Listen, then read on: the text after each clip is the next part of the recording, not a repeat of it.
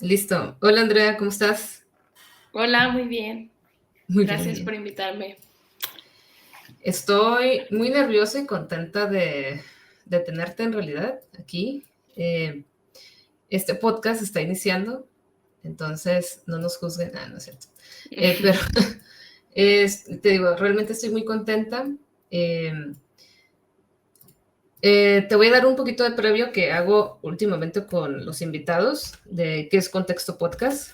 Y Contexto Podcast es un espacio para estudiantes, básicamente, para que está dirigido a estudiantes más bien, para que escuchen de diferentes experiencias, sobre todo en el área de humanidades y ciencias sociales y educación, el cómo pueden escoger otras vías de especialización, eh, de conseguir otro tipo de trabajos que a veces no siempre son los mismos que uno quisiera o que para los que uno estudió o una estudió. Entonces, bueno, voy a dar una introducción ahora de quién eres. Eh, Okay. y bueno, Andrea Latam es egresada de la Universidad Autónoma de Baja California, es egresada de la licenciatura en Lengua y Literatura de Hispanoamérica, ha escrito 3 poemarios independientes, que por eso es una de las invitadas que estoy muy, muy feliz de tener aquí, ¿no? Entre ellos es Flor de Nopal en 2017, Todo lo que arde en 2020 y La línea que atraviesa también en 2020. Eh, Tienes tu página de Instagram donde publicas normalmente tu trabajo poético de forma visual, que es @versarnos, digo, para quien lo siga, igual vamos a poner tus redes sociales por ahí. Y actualmente eres la dueña única reina de la librería Lubina en la ciudad de Tecate. Tú eres ensenadense, ¿cierto? Sí, yo nací en la ciudad de Ensenada y me vine para acá cuando tenía 18. Bueno, a Tijuana, Tijuana. para estudiar, porque no está la carrera en ninguna otra parte más que en el campus de Otay. Y estuve como 6 meses viviendo en Tijuana, descubrí un mundo completamente diferente. Y luego me tuve que venir a vivir a Tecate porque las rentas eran un poco elevadas, estaba un poco difícil. Así que me tocó ir y venir básicamente pues 4 años de la carrera. Ok. Y poco elevadas, diría, pues sí, sí está. Eres muy. Muy elevado, ¿no? Sí, sabemos que en Tijuana hay un problema enorme de gentrificación, ¿no? Hay muchas personas que vienen de Estados Unidos, San Diego, San Isidro, a vivir acá a Tijuana, malamente, de alguna forma nos afecta. Bueno, no de alguna forma, nos afecta bastante. Ujú. Eh, Voy a empezar por tu librería, Lubina. Yo sé que tampoco te dije exactamente qué te iba a preguntar, pero pues es de tu experiencia de vida, básicamente. Eh, la librería y, bueno, cafetería y librería, librería y café Lubina. ¿Cuándo nació? ¿En qué año? Nació en el 2020. La idea se empezó a cocinar más o menos a principio, no es cierto, en el 2021. O sea, nace en el 2020 la idea, a finales, ya traíamos como ahí la espina. Es que siempre me equivoco, no me acuerdo en qué año estamos, pero en el 2021 nace como físicamente en mayo. De hecho, acabamos de cumplir, bueno, vamos a cumplir un año el martes. Sí. Pero sí, o sea, la idea ya existía desde básicamente en el 2020. Mi mamá tuvo una librería aquí en Tecate en el 2019 y cerró por la pandemia. Mm. Eh, esa parte de la historia casi nunca la cuento, pero duraron abiertos probablemente 4 meses. Yo trabajé ahí y cuando vi que ya no tenían como la intención de continuarlo por todo esto de la contingencia, yo ofrecí como pues comprar pues el stock que tenían de libros y iniciar otra vez, ¿no? O sea, darle otra imagen, darle algo diferente, separarnos completamente del contexto y lo hago esto con Paula, que es mi socia de la librería. Eh, Sí. Más o menos, ajá, eso en el 2020 y ya para el 2021, pues para mayo ya nos aventamos el trabajo titánico de crearla toda básicamente desde cero, ¿no? Con el poquito stock de libros que teníamos. ¿Cuántos libros tenían? Yo creo que teníamos, ¿cuántos te gustan? Tal vez unos 2.500, tal vez suena como muchos, pero no eran tantos en realidad para el espacio que teníamos. Nos fuimos así como a lo grande, hicimos un montón de libreros y casi todos los que habían eran, o sea, había como un título y 3 de ese título, ¿sabes? O sea, porque casi todos eran clásicos. Nos lanzamos con esta idea de invitar a escritores independientes, dijimos, pues vamos a poner como esta sección también como un intento, siempre obvio con la visión de apoyar como a los escritores independientes, pero también sinceramente como un intento de llenar un poco más el espacio. Sí funcionó, la convocatoria estuvo ahí como dando vueltas y sí tuvimos personas interesadas. Pero básicamente pues eso fue con lo que iniciamos, ¿no? Y mandamos a hacer un chorro de libreros y se veían así de que en un espacio había 4 libros así parados porque no teníamos cómo llenar el espacio. Y bueno, entonces, o sea, sí, bueno, 2.500 libros para las personas que a veces no crecimos con libros, se nos hace muchísimo, ¿no? Pero como dices, el espacio que tienen y lo que he visto, solo fotografías porque no he tenido el gusto de ir, es bastante grande, se ve amplio. ¿Y cómo nace? Bueno, ya nos dijiste que tu mamá tuvo la intención de hacer una librería, entonces vienes de una familia que de alguna manera está cercana a los libros o le gusta el tema de la cultura. Sí, sí, mis papás son, o sea, yo crecí como alrededor de los libros. No existía una cultura como de comprarlos. No fui una niña que estuvo en librerías, me hubiera gustado, pero tal vez porque no existía esa posibilidad, ¿no? Pero mis papás tenían muchos libros y sí era una niña que se la pasaba en las bibliotecas. Entonces, estudiar literatura fue como un paso, pues normal, ¿no? O sea, no fue mal visto. Luego me pasa que muchos de mis compañeros dicen que sus papás pues se sorprenden o no entienden cómo de qué va, pero para mí fue algo bastante natural porque ya existía eso, ¿no? Mis papás son lectores bastante ávidos, los dos son, bueno, mi mamá es maestra y mi papá es abogado, así que Ok. va por ahí. ¿Y ellos siguen viviendo en Ensenada? Mi mamá vive aquí en Tecate y mi ¿Tecate? papá vive en Hermosillo porque mi familia es sonorense, somos Sonorense. muy, muy norteños. Ya luego hablaremos del norteñismo. Este, entonces, bueno, si tienes de alguna manera ese gusto por la lectura debido a tus papás, eso se me hace muy bueno, positivo, ¿no? De crecer con ello. Pero entonces, ¿cuál fue tu primer libro que recuerdas haber leído y que realmente te acercó a la literatura? Yo recuerdo, a ver, creo que el primer libro que me regalaron fue el de Mujercitas, una edición de esas súper resumidas que ya ni existen, eran unos así chiquitos de portadas rojas, me acuerdo. Y fue el primer libro que recuerdo haber leído. Y después, pero el que siento que realmente me acercó fue cuando estaba en la secundaria. Ya digo esto porque ya no me da pena, ¿no?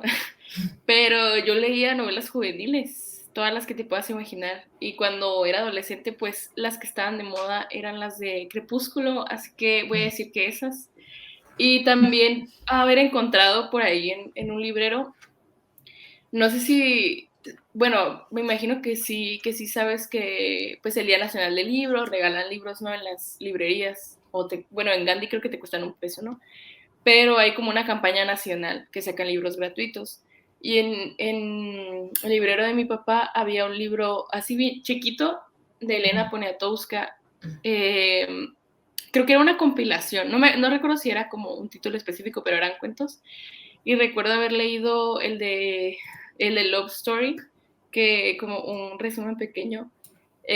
Básicamente es una señora que está traumada con la señora que limpia su casa, ¿no? O sea, si ella sale, le habla como 40 veces y al final, pues la señora o sea, la que limpiaba la casa, se hace del baño en su cama. Y yo tenía como 14 años cuando leí eso y me pareció bastante extraño. Y yo creo que fue una forma como de cambió como una tuerca un poco en mí y dije, pues se puede escribir de cualquier cosa, ¿no? Y ahí nació como con eso, con esa anécdota extraña de ese cuento de Elena Poniatowska. Ah, qué curioso. Entonces tú cuando empiezas a escribir o a empezar a, no sé, a hacer pequeños escritos o decir, sí, me gusta escribir, porque digo, eres muy joven, naciste en 1997 en el último hilito. Bueno, para Eric Hobsbawm dirían que sí, nacimos en el siglo XXI, pero naces en Ensenada en 1997, eres muy joven. Eh, ¿Cuándo dices sí a la escritura? Uy, yo creo que cuando estaba en la secundaria nació como la inquietud. Yo siento que siempre había sido una niña que tenía mucho que decir y mi contexto familiar no me lo permitía. O sea, no eran, a pesar de que mis papás eran muy buenos lectores, no eran personas muy abiertas a... O sea, pues yo creo que es como todo este contexto mexicano, ¿no? Del autoritarismo y los papás pues no se les pueden decir ciertas cosas. Tampoco era una niña grosera, ¿no? Solo era una niña que quería decir un poco más de lo que estaba pensando. Y cuando estaba en secundaria, empecé a escribir una novela, lo que yo llamé una novela, que era pues bastante juvenil, bastante, pues un inicio, ¿no? No voy a decir que era mala, pero tampoco voy a decir que era espectacular. Era una novela de amor. Y recuerdo que fue muy exitosa entre mis compañeros. En ese tiempo no existía pues el internet, ¿no? O sea, o bueno, sí existía, pero era como en los tiempos en los que la casa había una computadora de escritorio de esas que están lentísimas y que todo tarda como 1000 años en cargarse. Ujú. Entonces, esa era la forma como de retroalimentación que existía. No existían los blogs y luego se hizo famoso Wattpad, pero ya ese es otro tema muy, muy contemporáneo, muy, como muy juvenil como de ahorita, ¿no? Sí. Y yo creo que ahí fue cuando yo dije, bueno, esto es como lo que me gusta.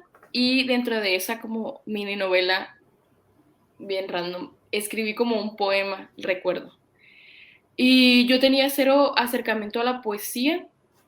Y cuando estaba en la prepa, el poema ese de esa novela se convirtió en un poema más grande y esa novela dejó, o sea, la narrativa dejó de ser parte de algo que me interesaba y la poesía como tomó un lugar completo.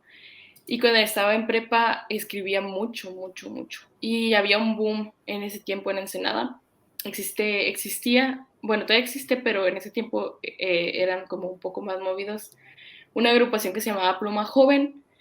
Yo nunca fui porque era una niña muy tímida, pero veía como una posibilidad, ¿no? La escritura. Y mi profesor de literatura empezó a darnos como un poco más de textos y, y fue cuando dije, bueno, o sea, voy a seguir escribiendo porque tengo muchísimo que decir.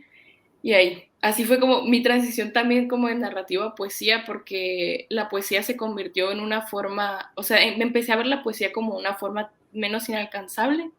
O sea, como rompí esta idea de Sor Juana que tenía y que creo que muchos tenemos como de que esa es la poesía. Y comencé a ver la poesía como una forma de responder, ¿no? Como una forma como un poco revolucionaria para mí, porque para mí era así de que bien emocionante, eh, para decir cosas que no se dicen, ¿no? Y para como mover un poco ahí el suelo y cuestionar algunas cosas que siendo adolescente pues tal vez no puedes cuestionar en voz alta. ¿A qué secundaria fuiste y a qué prepa? Fui a la secundaria técnica 24, Okay. esa está en Valle Dorado, en Ensenada, y a la prepa a un colegio que se llama UNDEL. Ese está, no sé dónde lo movieron, pero era un colegio así bien chiquitito, que estaba Okay. cerca de los globos, que los globos es como un tianguis gigante en Sí. Ensenada. Uh-huh. Sí, ese tiene estudiantes es bien divertido, pues encontrar muchas Sí, cosas de la nada, ¿no? Luego hablaremos de que eso no es tan legal, pero, pero se encuentran muchas cosas chidas. Eh, sí. ¿Crees que este contexto, tener ciertos profesores, a ti te motivaba? Porque mencionas que había un profesor que les dio un poquito de más textos, había un movimiento. ¿Crees que eso sí motiva para escribir, para divulgar? Pues mira, está bien interesante la pregunta porque yo nunca fui una muy buena estudiante. todavía lo digo, a veces me dicen como, no digas eso, ¿no? A lo mejor no tuviste buenos profesores. Pero yo fui una mala estudiante, o sea, era una estudiante bastante, am, ¿cómo decirlo? O sea, muy desordenada, no me enfocaba mucho, no era muy buena con las tareas. Y las únicas materias que en realidad me importaban eran las de literatura, las de inglés, las de historia, todas esas como de un poco de humanidades.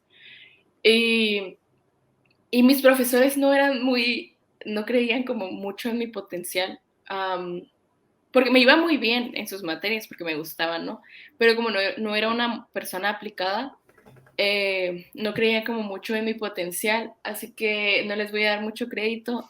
Creo que lo hicieron indirectamente. No creo o sea, nunca tuve como esa atención de un profesor porque verdaderamente no los culpo. Yo era una alumna hablaba mucho en clase, o sea, era una alumna muy dispersa.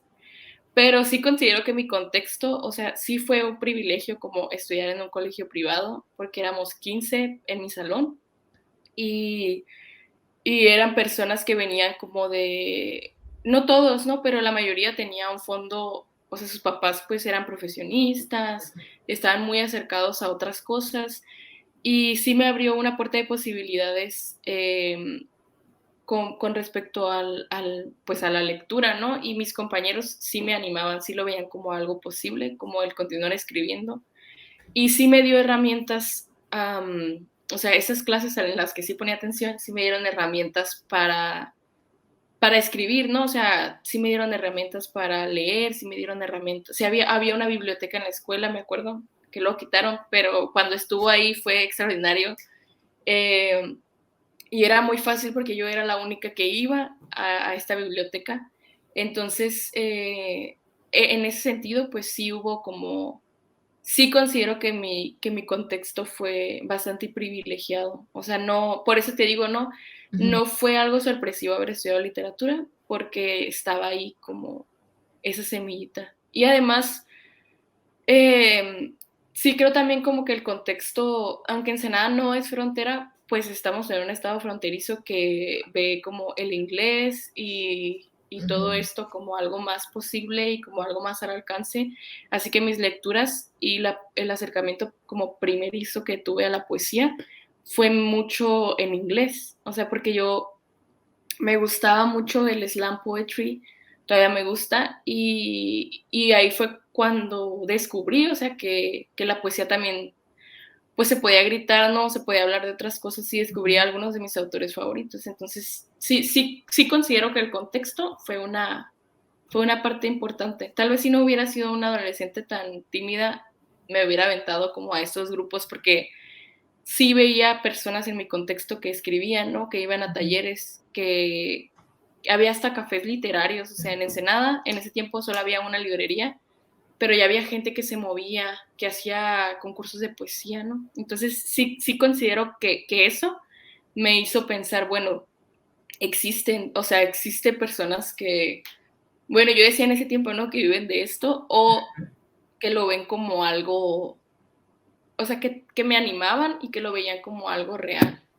Que no no, nunca tuve como ese desaliento como de, ¿qué vas a hacer con tu vida? O sea, o si quieres escribir, no, o sea, no lo vas a lograr, ¿no? No, nunca tuve eso y sí se lo debo a mi contexto. Ok.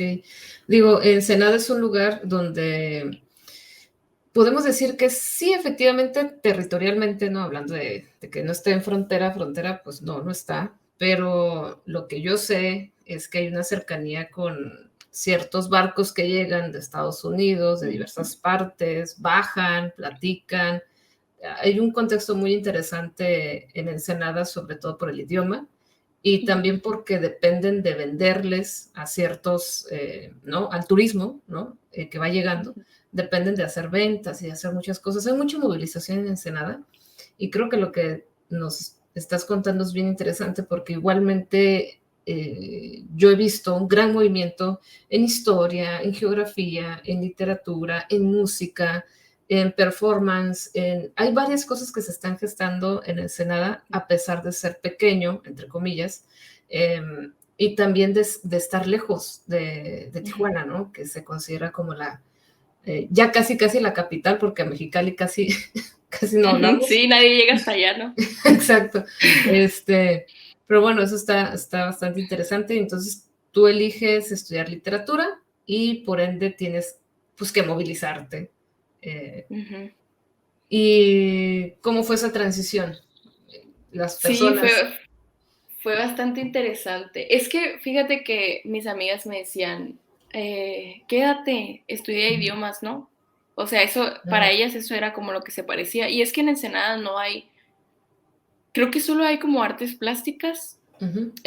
pero no hay como otras expresiones. Entonces me decían, estudia idiomas para que no te vayas. O sea, porque si te vas, ¿cuándo vas a volver? Eh, fue difícil. Eh, yo creo que cualquier movilización, cuando no, a pesar como de estar en un contexto un poco privilegiado, pues no era una persona bastante privilegiada. Ujú. Entonces, el transicionar como a una ciudad tan caótica como lo es Tijuana fue muy difícil. O sea, además porque los tijuanenses tienen una forma de ser bastante curiosa. Sí lo quiero decir, ya Ya ahorita lo después de dijo. tantos años, sí, Ya lo después de dijo. tantos años estando aquí, ya lo puedo decir. Son personas muy centradas en, pues, en su ciudad, ¿no? O sea, como los tijuanenses son personas distintas, no sé cómo explicarlo.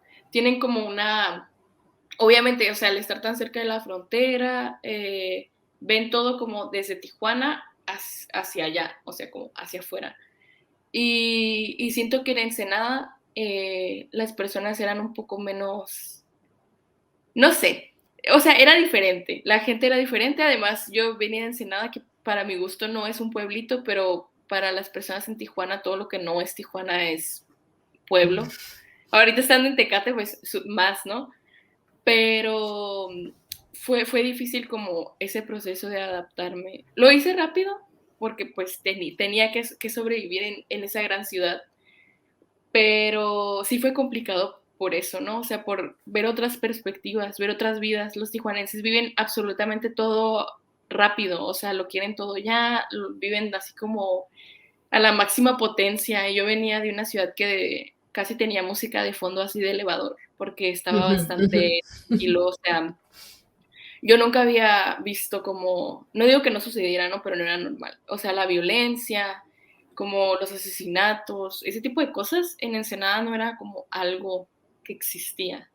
Al menos cuando yo tenía 18 años. Y cambié a un contexto completamente diferente y también a una vida artística diferente. O sea, las personas, o sea, algo como los pasajes que hay en el centro, espacios como el grafógrafo o espacios como la librería Babel, que a mí me gusta mucho, no existían. O sea, las librerías de usado no las conocía, los micrófonos abiertos, nunca me había animado. Entonces Tijuana me abrió, pues claro, ¿no? O sea, era donde todos los estudiantes de literatura estaban y era donde casi todas las personas que se desarrollaban en el medio como literario se habían quedado. Entonces, sí fue un mundo, o sea, completamente diferente. Sentí que llegué de un pueblito a una mega ciudad. Luego me vine a otro pueblito, pero Tecate, eh, ese ya es otro tema, ¿no? Pero pues es de ir y venir de Tijuana a Tecate, yo creo que pasaba el 90% de mi tiempo en En- Tijuana. Así que cuando me preguntan de dónde soy, casi siempre digo que, pues que de todas partes, ¿no? Porque ya no sé, no me siento tan de Tecate y no me siento tan de Tijuana y tampoco me siento tan de Ensenada. Y bueno, todo esto que dices, aparte hay que sumarle la contextualización que los baja californianos somos muy tenemos nuestra forma también de ver Baja California y nos sentimos de repente muy aparte de todo lo que es México, pero muy, muy mexicanos a la vez, ¿no? Que Ujú. incluso hay muchos autores o personas que están dentro del ambiente cultural que han tratado de resignificar qué es la californidad, qué es ser parte de Baja California o de las Californias. ¿Has considerado tal vez migrar en algún momento a la Ciudad de México hablando de estas migraciones y decir, bueno, ahora soy de Tijuana, ahora soy de Tecate, estoy entre Ensenada, pero dentro de esos, pues de las grandes ciudades que sabemos, Monterrey, Guadalajara, la Ciudad de México, ¿lo has considerado? Fíjate que antes sí lo pensaba, cuando vine a vivir aquí a Tecate, yo decía, cuando termine de estudiar me voy a ir, ¿no? A Tijuana. Casi todas las personas aquí en Tecate migran a Tijuana. Y yo tenía como una especial fijación como en irme a Guadalajara o a otras partes. Ya viví un tiempo en Ciudad de México, pero de un tiempo para acá, no sé si porque me he hecho más adulta y ya pienso otras cosas, pero veo un potencial exagerado, o sea, aquí en la ciudad, aquí en Tecate, ya no pienso en irme. O sea, no voy a decir que nunca, porque no sé qué pueda pasar en 5 años, ¿no? Pero ya no lo veo como una posibilidad, porque veo en esta ciudad, o sea, digo, ¿cuántas cosas se pueden hacer aquí? O sea, aquí nadie está haciendo nada. O Ujú. sea, lo que se hace por el arte, que hacen las instituciones, pues lo hacen ellos, ¿no? Pero lo independiente no existe. O sea, no hay como una comunidad, porque todos los tecatenses van a Tijuana, o sea, migran para allá, Ujú. o como yo no, o sea, van y vienen, pero se sienten más de allá. Entonces, no, ya no es una posibilidad para mí. Creo que ya estoy construyendo mi vida aquí pensando en todo lo que se puede hacer. Además, vivo tan tranquila, o sea, siempre le digo a las personas como que de Tijuana que me dicen, es que no sé cómo puedes vivir en Tecate, no hay nada. Y yo digo, pues ese es el punto. O sea, el punto es vivir como tranquila. No quisiera jamás vivir, o sea, yo lo mismo le pregunto a los tijuanenses, ¿no? ¿Cómo puedes vivir en una ciudad en el que Caótica. un tramo de 10 minutos te toma 45, ¿no? O un tramo de 5 minutos te toma 1 hora porque pasó algo. Y aquí en Tecate, pues llegas bien rápido. O sea, yo vivo de que, yo creo que todos vivimos a 15 minutos del centro en esta ciudad. Entonces, ya nunca pienso en eso porque aprecio mucho como este espacio a pesar de que Tecate está creciendo tanto, de seguir siendo un espacio en el que sé quién es el dueño de un café, ¿no? O sé quién es el Ujú, dueño de esta ujú. tienda, porque somos una ciudad tan pequeña que todo se sabe, o sea, conoces, platicas, descubres, y eso está chido. O sea, creo que todavía, antes siento que los jóvenes migraban mucho y ahorita siento que nos estamos quedando aquí, ¿no? O sea, hay como un poco más de potencial. Aunque claro, Tecate es una ciudad donde viven muchas personas que cruzan todos los días a trabajar, pero Ujú, pues eso ya es un ujú. contexto que tenemos todos, ¿no? Sí, todos los que estamos en línea fronteriza.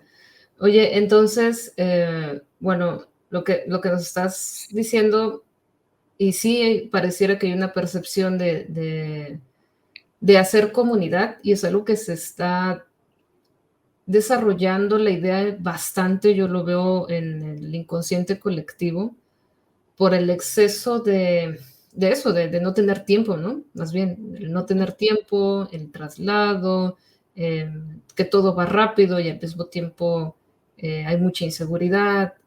Bueno, hay sin fin de cosas como para considerar quedarse en un lugar y crear una comunidad, crear memoria, ¿no?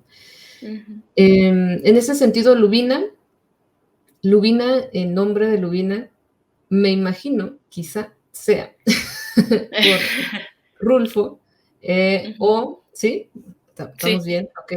Y bueno, por Rulfo habla precisamente, inicia su cuentito de Lubina, hermosos cuentos los de Juan Rulfo. Dice, de los cerros altos del sur, el de Lubina es el más alto y el más pedregoso. Y yo digo, sí, Tecate.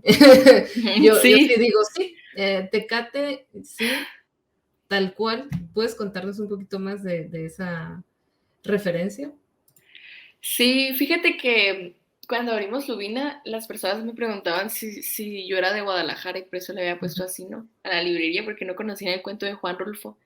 Y luego a veces me empezó a acercar la gente y me decían, ¿por qué le pusiste así? O sea, porque en el cuento de Lubina pues hablan de un pueblo que está feo, ¿no? O sea, porque es un viajero que va, o sea, que va buscando llegar a Lubina y todos le dicen, ¿por qué quieres ir allá, no? Si no hay nada.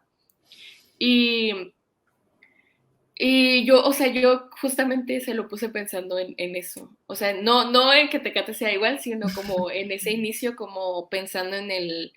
Aquí tenemos un cerro como muy icónico que es el Cuchumá, que tiene toda una leyenda y una razón de ser. Y se lo puse pensando justamente en eso, ¿no? Y mi interpretación del cuento de Rulfo era como la determinación de esta persona de llegar a Lubina, ¿no? Aunque le decían que estaba feo o aunque no fuera como un lugar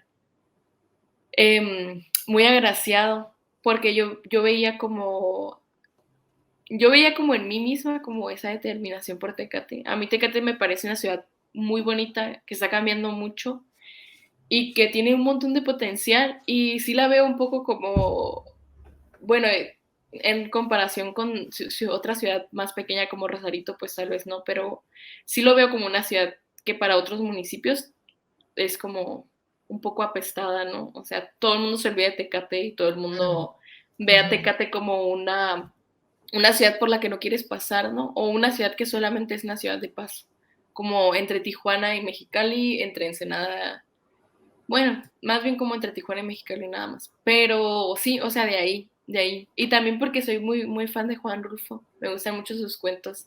Fue un poco difícil después cuando dijimos, deberíamos poner una frase como del cuento de Juan Rulfo aquí como pintada en la librería y no encontramos como un buen fragmento porque se estaba un poco deprimente, pero sí, más por eso nace. Y además porque en algún punto quisimos ponerle como Macondo, como de 100 años de soledad, pero yo sentía que no iba tanto con, con Tecate y tampoco con el contexto y ni con el concepto como de la librería.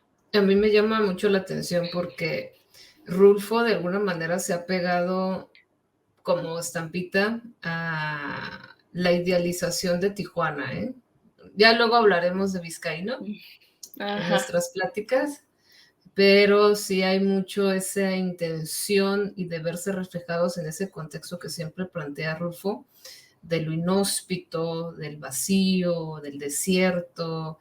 Sí, está bien interesante el cómo nos hallamos en esas lecturas de Rulfo. Digo, es muy interesante cómo lo sacaste tú después de tanto tiempo sin necesidad de tener algún contacto más allá, porque bueno, a pesar de que Rubén Vizcaínos es conocido, también es desconocido dentro de los conocidos. Es muy, muy extraño. Pero ya luego hablamos de eso. Y bueno, dentro de la universidad, tú estudias 4 años. ¿Hiciste algún intercambio o no? Sí, hice intercambio a la Ciudad de México. También es una historia muy divertida. De hecho, hice 5 años para graduarme, porque yo me fui a la UAM, a la Universidad Autónoma Metropolitana, campus Iztapalapa. Muy divertido, todo como el proceso de llegar a Iztapalapa. Sí, y cuando estaba allá en la universidad se fue a una huelga, a una de las huelgas más grandes y de más duración que ha tenido la universidad. Entonces yo fui a la universidad como tal vez 2 semanas, se me hace mucho. Y, pero conocí Ciudad de México, estuvo bien, sí, o sea, fue como un buen viaje, me conecté con personas de otros países. Tuvimos como toda esa semana de integración, entonces eso estuvo chido, pero sí se fue a huelga a la universidad. Y ahí se quedó, un poco, supongo, estancado. Sí, pues de hecho yo no regresé a clases, es otra historia, pero ya no pude regresar a clases, o sea, envié como un correo a UABC y me dijeron como, regrésate porque, pues sí están en huelga, ¿no? Pero pues ya estábamos a mitad del semestre y yo decía, ¿cómo voy a llegar a mitad del semestre como a tomar clases, ¿no? Y dije, pues me voy a quedar. Y cuando se hizo vacaciones de Semana Santa, me fui a Hermosillo, pues a las vacaciones. Yo dije, por supuesto que sí voy a regresar a la Ciudad de México, pero tuve una complicación médica, me tuvieron que operar y pues ya nunca regresé. O sea, me quedé, o sea, pero viví como 4 meses, o sea, creo que conozco mejor la Ciudad de México que Tijuana, tal vez, de tanto, o sea, de tantos metros y tantas cosas, sí. ¿Y solo fue un semestre? Solo fue un semestre, sí. Pues sí te diste tu paseo por la Ciudad de México, ¿eh? Sí, y es auspiciado por la UABC. Gracias, UABC. Te amamos, UABC, no Sí. te acabes. Digo, yo porque pues doy clases ahí, entonces sí, no te acabes. Y de la universidad, entonces, más allá de las huelgas y de lo bonito que fue viajar a la Ciudad de México, porque me imagino que eso sí hay mucho que rescatar, pero en la universidad, en la UABC, ¿qué tal te sentiste ahí? ¿Qué tan difícil es hacer conexiones culturales? Ay, ¿O a fácil? ver, Ah. esa sí es una pregunta muy, muy interesante. Pues mira, yo entré en agosto del 2015 a la universidad, quedé seleccionada en ese periodo.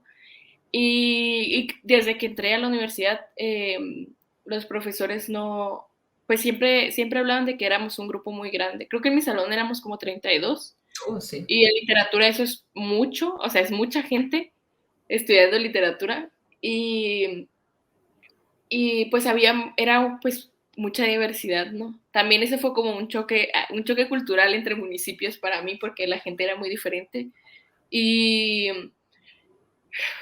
pues es un poco difícil hacer conexiones. He conocido a algunas de las mejores personas con las que he tenido como colaboraciones y que son compas ahí en la universidad, porque pues salen y hacen muchas cosas.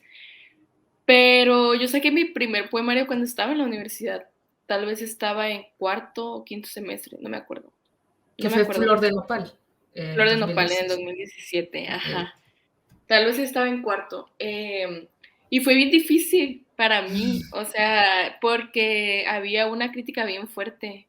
O sea, y hubo apoyo como de parte de mis compañeros, Ujú.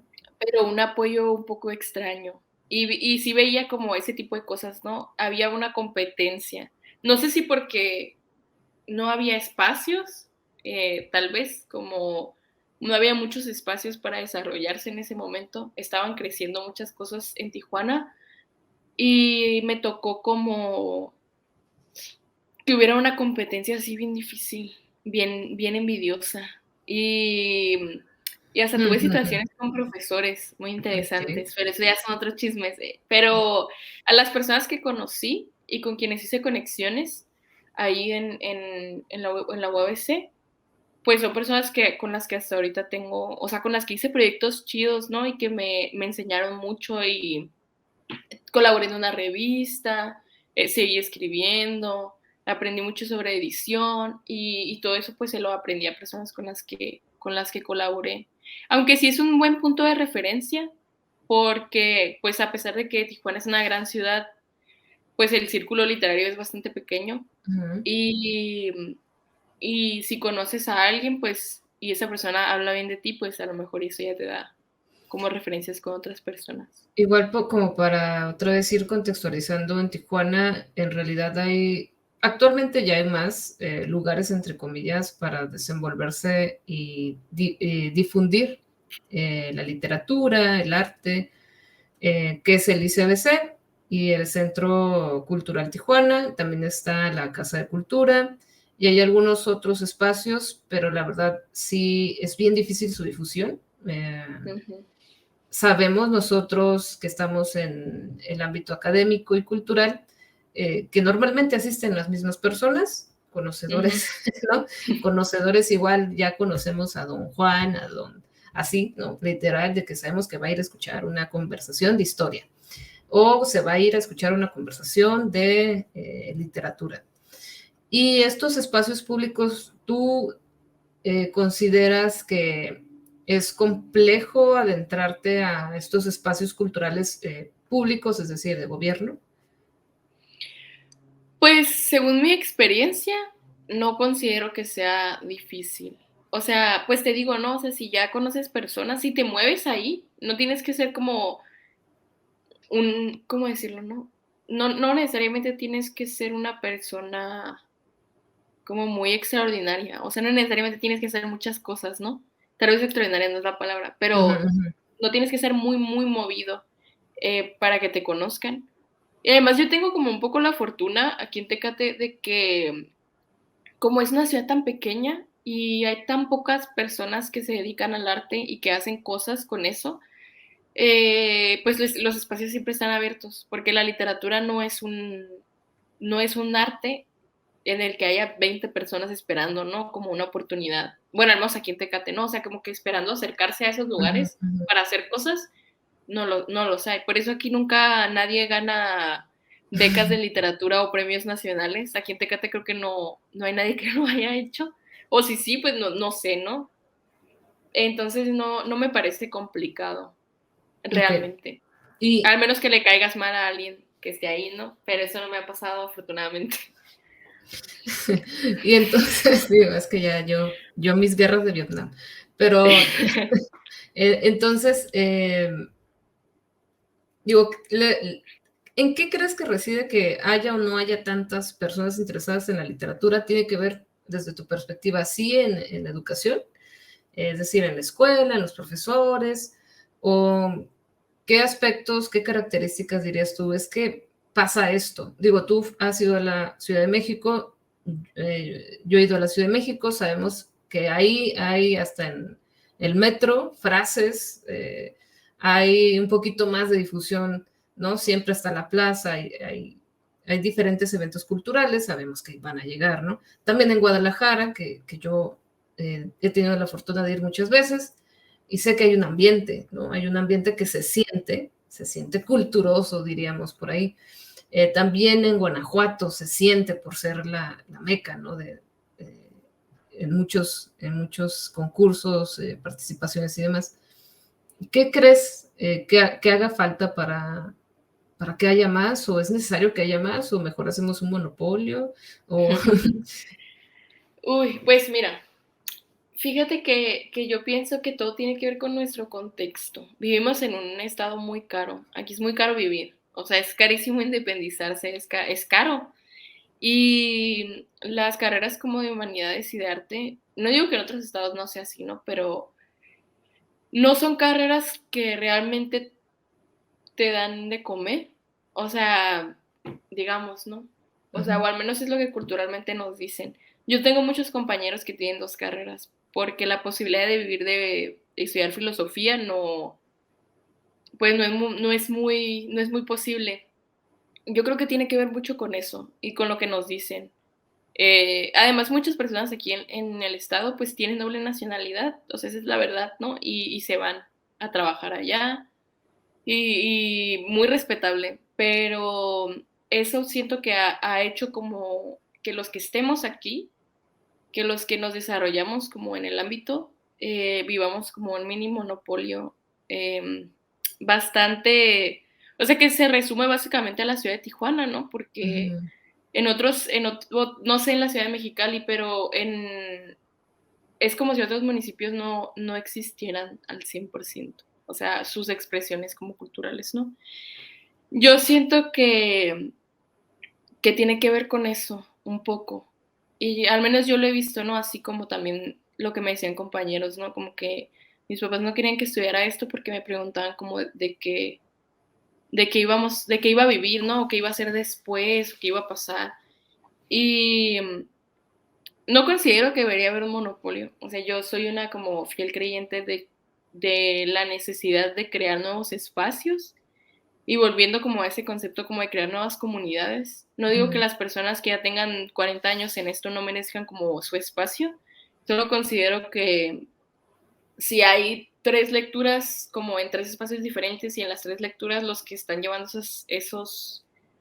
como esos eventos son los mismos 7 como personas Ujú. o las mismas 5 personas, pues dónde está como la evolución, ¿no? Cultural y dónde está o sea, a mí me encantaría que alguien aquí en Tecate ganara un premio nacional de literatura, ¿te imaginas? Sería como, wow, Sí. ahí alguien sí escribe, ¿no? Si viven personas, dirían la gente, ¿no? No solo hay vacas. He escuchado también eso. Pero yo creo que tiene que ver mucho con eso, como con el contexto. Y que vivimos una vida, pues también por estar en frontera, o sea, muy cara, muy rápida, es necesario hacer las cosas ya. Yo a veces también digo, bueno, y tú no me dejarás mentir, tú que tienes como 10 carreras, ¿no? Yo digo como, tal vez hubiera estudiado otra cosa. O sea, yo veo muchas personas que estudian otras cosas y luego la literatura es un hobby, no es como una vida, ¿no? Y yo hice de la literatura, pues, una vida básicamente. Entonces,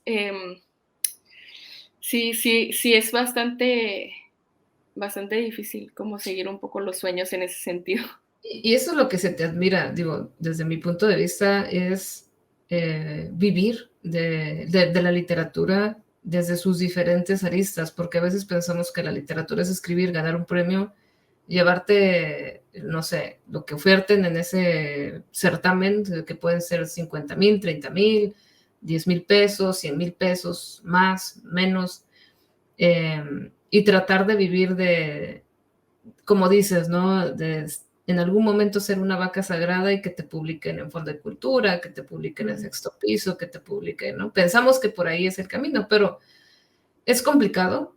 Por eso también, como mencionabas, hay espacios independientes y tu espacio es un espacio totalmente independiente, tratando de romper todas esas barreras, ¿no? También aprendidas sobre cómo debe ser la difusión del arte. Y en ese sentido, en tus libros, en tus poemarios, lo que yo he leído y alcanzado a leer, a escuchar, a percibir, es que hay un reclamo muy grande a la sociedad, ¿no? Y justamente ya lo mencionabas un poquito. Pero ¿de qué va ese reclamo? ¿En qué sentido va? No reclamo, sino, bueno, una conversación, ¿no? Con la sociedad. ¿Pero en qué va? Uy, pues sí puede ser un reclamo. Yo creo Okay. que va de muchas partes. También es una pregunta o sea, tiene bastantes aristas, ¿no? Yo creo que mi reclamo siempre ha sido como, y porque lo vivo y lo veo, o sea, yo soy una mujer lesbiana, o sea, viviendo en una ciudad, No, ¿por viviendo qué? en una ciudad. Vamos a colgar esta llamada, lo siento. Perdón. Te voy a escribir un poema de reclamo. Sí. Viviendo en un pueblito, ¿no? O sea, yo vivo en una ciudad bien, bien chiquita, obviamente no, además en un estado que aunque somos frontera y somos un poco más progresistas, entre comillas, ¿no? Estoy haciendo muchas comillas porque no sé qué tan progresistas podamos ser, ¿no? Vivo un contexto, pues, que yo considero como hasta de doble opresión, ¿no? Primero eres mujer y luego eres lesbiana. Entonces soy una minoría como doble. Muy divertido. Soy blanca, así que no soy como... Eso también me hace como un poco privilegiada, no voy a decir que no. Pero mi reclamo siempre va, o sea, nace de ahí, ¿no? Y ahorita, como en este contexto de la librería, soy una mujer lesbiana que además tengo menos de 30 años, por lo que me considero Sí. una persona bastante inexperta y lo he vivido, o sea, lo he visto con la gente cuando me hablan, sobre todo con gente como de la cultura, que ya tiene muchos años, no me pasa con todos, pero me pasa con gente como ajena a la cultura y con gente que está metida, ¿no? O sea, como me ven como una persona sumamente inexperta por mi edad y hay como mucho machismo también, entonces como que mis reclamos como en mi poesía van de ahí, ¿no? Y también como desde una posición de redescubrir como mi propia idea que tenía sobre lo que era ser mujer y también ser una mujer lesbiana, o sea, hay mucho machismo sin querer. Obviamente vivimos en una sociedad que lo construye, que nos lleva de la mano como a pues a este machismo, ¿no? Entonces mi poesía como nace de ahí. Y creo que cuando era adolescente nacía un poco como de esta rabia que sentía, porque mucha de mi poesía nace de la rabia, es como esa necesidad desde que era niña, ¿no? Desde siempre como de decir las cosas. Y cuando era adolescente nacía como de mi rabia de no poder decirlo, ¿no? Como no poder como expresarme de la forma en la que yo quería al ser mujer, porque pues había estándares, ¿no? Como muy, ahorita esos estándares son un poco menos marcados, hay como una apertura que a mí me sorprende, no siento que tenga tantos años y aún así me sorprende muchísimo como ver niños de 11 años con toda o sea, la posibilidad y la libertad de expresarse como quieren. Entonces mis reclamos como nacían de ahí y nacen todavía de estas concepciones como que tenemos sociales y Y de estas cosas que yo considero, o sea, que obviamente muchas personas antes de mí las dicen, ¿no? Pero las cosas que yo considero que no se dicen, o al menos que no se hablan como en mi entorno, que Claro. a pesar de ser bastante privilegiado, pues hay muchas otras cosas que no me hacen ser una persona privilegiada. Sí, Entonces, bueno, de ahí. aquí otra vez lo que mencionas es algo más estudiado. Digo, no todas las personas también conocen estos términos de ser privilegiado, en el sentido de que muy poco se habla de Kimberly Crenshaw sobre su tesis sobre la interseccionalidad que nace de un feminismo negro, ¿no? De ella ser negra, ser mujer, estar dentro del círculo, que de las, podemos decir el checklist de cuántos privilegios tenemos.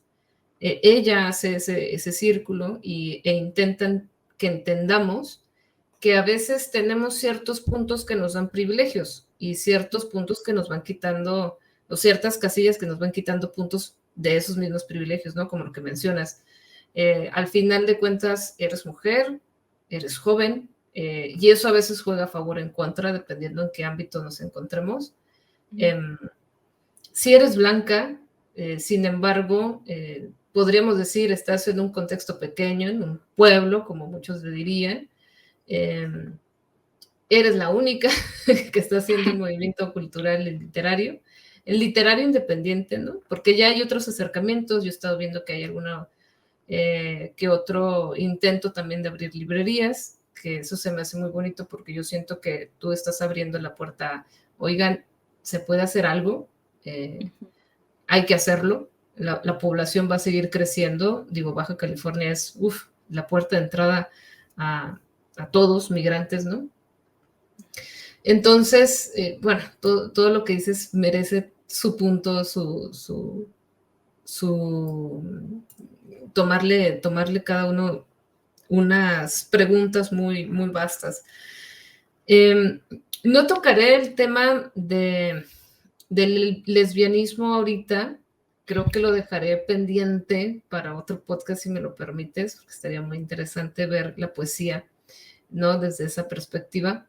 Y bueno, al final de cuentas, ¿tú qué les podrías decir a los adolescentes, a los universitarios sobre que van iniciando sobre todo, ¿no? Primeros semestres, eh, sobre qué significa o qué pueden hacer al estudiar humanidades y ciencias sociales? Ya nos mencionabas que algunos compañeros tuyos terminan estudiando otra cosa, administración, contaduría, yo qué sé, ingenierías, pero ¿qué les dirías para que también ayuden a difundir la cultura o a crear espacios? ¿Cómo nos podrías motivar?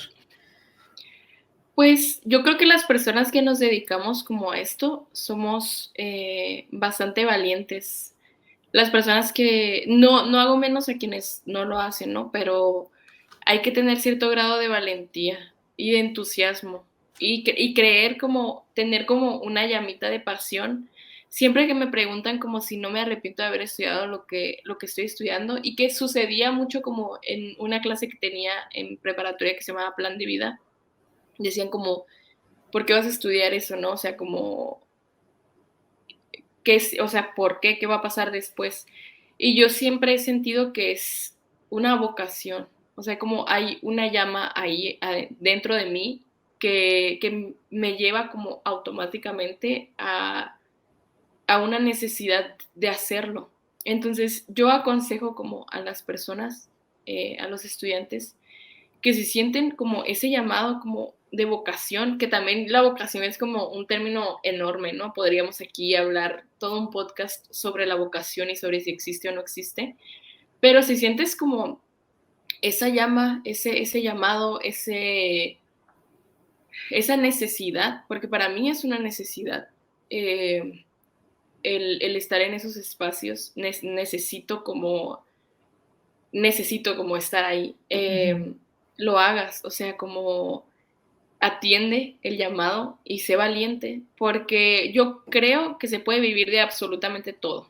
O sea, podemos vivir de absolutamente todas las cosas que estudiemos y que hagamos, y que no mejor hacerlo de algo que verdaderamente nos apasiona, ¿no? Aunque nos cueste un poquito más, o sea, pues hay Ujú. personas que estudian literatura y se gradúan y encuentran trabajos muy chidos y están viviendo su mejor vida y les va súper bien.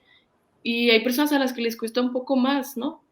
Pero mientras está enfocado y se hacen cosas, o sea, yo siempre vi durante la universidad, vi a personas que iban a estudiar, nada más. No había Ujú, personas ujú. que fueran a estudiar y que además fueran a aprender algo más. O sea, durante la universidad yo hice muchas cosas. O sea, es el momento como de experimentar, de explorar, de ver qué se puede hacer.